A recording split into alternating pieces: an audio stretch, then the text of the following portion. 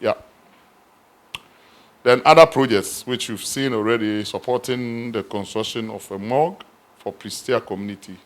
This is a partnership project between Heman and Imiazin Suta. I'm sure some of you might have heard, or all of you are aware, that since 2015, the company introduced a new concept of community livelihood.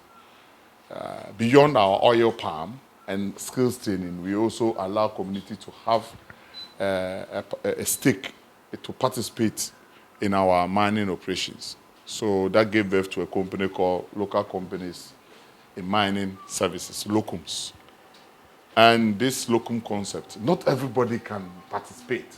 It can't be possible. So we also had an agreement with Nananum that every locums company should seed off 1% of every payment they receive for haulage into a fund which they will determine how to use it. So beyond our development foundation, beyond our oil palm, beyond the oil, the haulage contracts for the cars, a percentage of the haulage payment, that's 1%, is put in the fund, and then the community can use it. So that's the mortuary. Prestea doesn't have a modern mortuary, so they decided to do that, and would expecting that they will get income, to be an income generation, so that they can put the money that they are investing back into the fund for another project. We wish them well. The same concept resulted in Bogoso and Bepo having their fund when we were mining some 3 years ago at Malu, Bepo area. And the two communities decided not to partner to have a common project. So Bepo decided to use their 1% for a 10-seater community WC. They finished their money. So the project still needs to be concluded. So they are planning to submit an application to the Development Foundation, the real $1 per ounce, to come and top up for them. And when they come, we will look at that, because we can't let the project hang like that. Then Himantu, beyond everything, they are also using part of their 1% to contribute towards a project that they themselves were doing, the MA Basic School. So once a while, when they need some money, they come and make a case, and then they use that. The building at the down left is a community center. I'm sure Wilson has explained to you. So I won't spend much time. Project we no. And I'm saying Sikano, Yachiche man Krono, Obiasi Kanyepe, Ebi Musika Swa. To Krono the communal labor, and the Shas here, do two foundation, you know. The foundation are you two has say Krono board they read the communal labor, ne Mebuna will come have a so more mobile.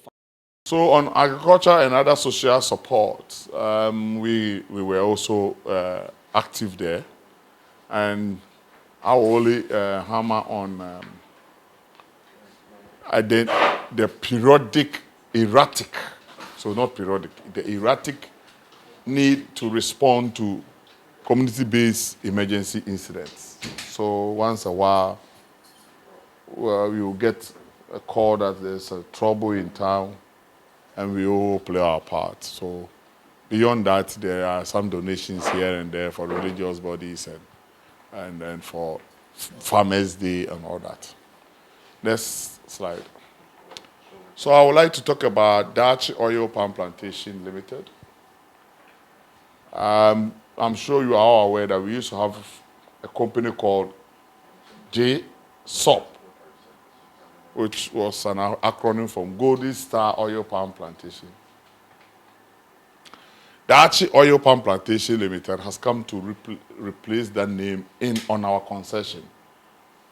And what is Dutch Oil Palm Plantation? It is an autonomous agro-enterprise corporate social investment initiative being implemented through a partnership arrangement between FGR Bogoso Prestea Limited and the participating local communities within the FGR concession for the benefit of the catchment communities. So it is one and autonomous.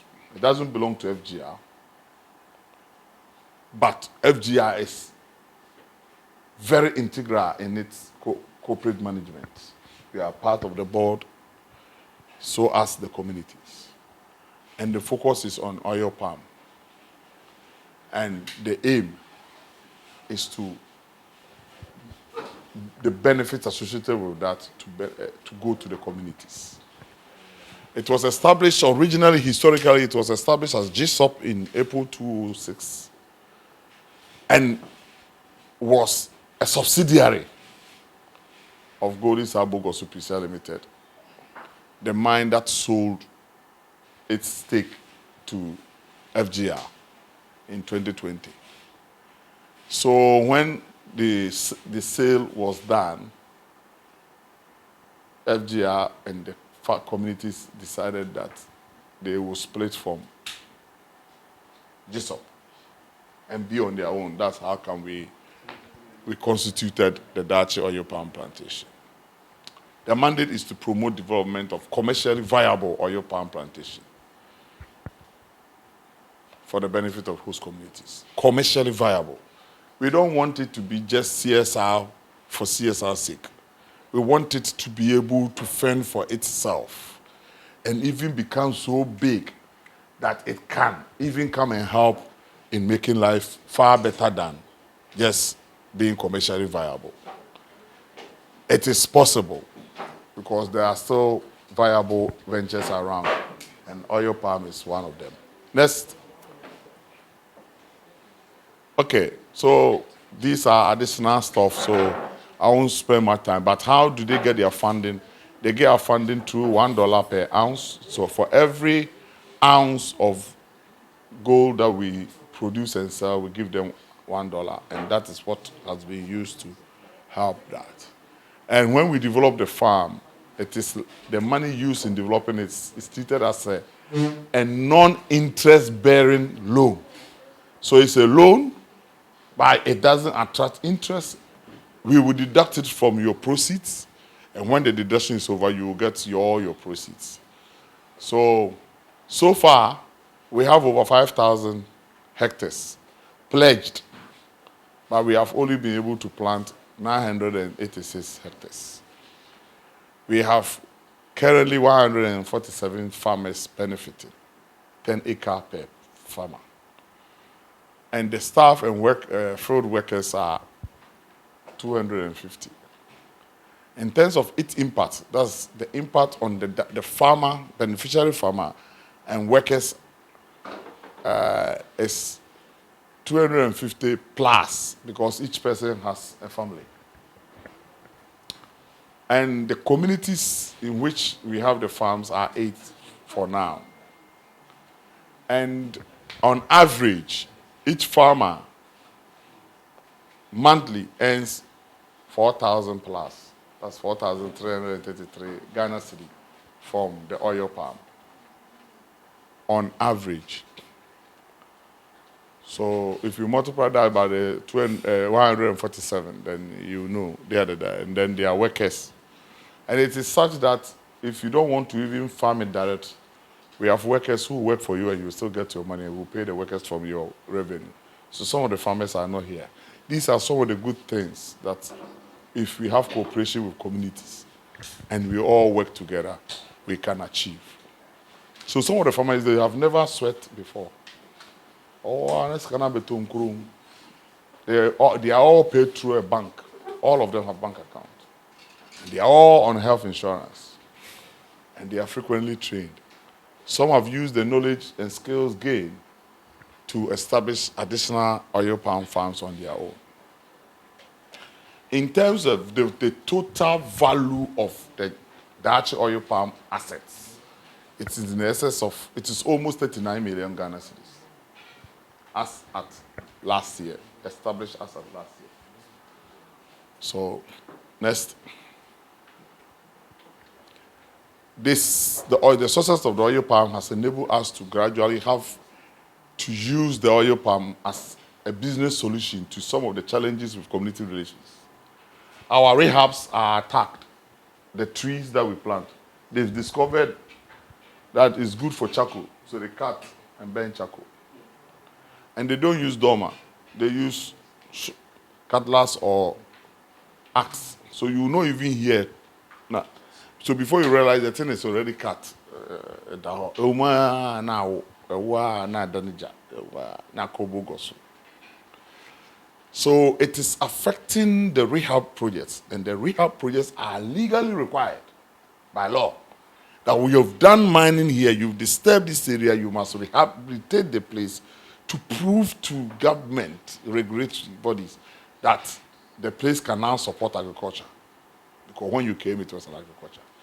Now, you have to post a bond, put money down for surety that you do that. As long as they continue to attack the rehab, your money, you can't go for it, because if the government regulators are invited, they will come and see that you have not met the rehab requirement because the trees are being attacked. So we thought about it and said we will start some pilots. So the pilot is that now when we mine and it is possible, we'll plant oil palm, and they know that the oil palm will come to them. So, and here there's a taboo: if you destroy food, they believe that you die. It's a curse. You yourself have triggered a curse. So it's working. But we hope that gradually, if we have known this long ago, maybe we would have sat with the regulators to have planted more oil palm.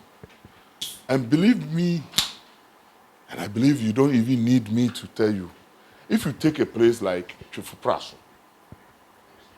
and then Kwai, Chufupraso in the central region, Kwai in the eastern region, and then you Benso, the economic strength was oil palm. Until Galamsey now came and we started making Galamsey the king. These local areas' economy was driven by oil palm plantations. So we believe that to plant ordinary trees which will become attractive for charcoal burning, and if you want to address that, you have to arrest to scare people. And when you arrest, a chief or assemblyman or a church pastor or your own friend will come and say, please release them for us. He won't do it again. And you say, okay, the moment, as you releasing him, he receives another cutlass and he's cutting another one.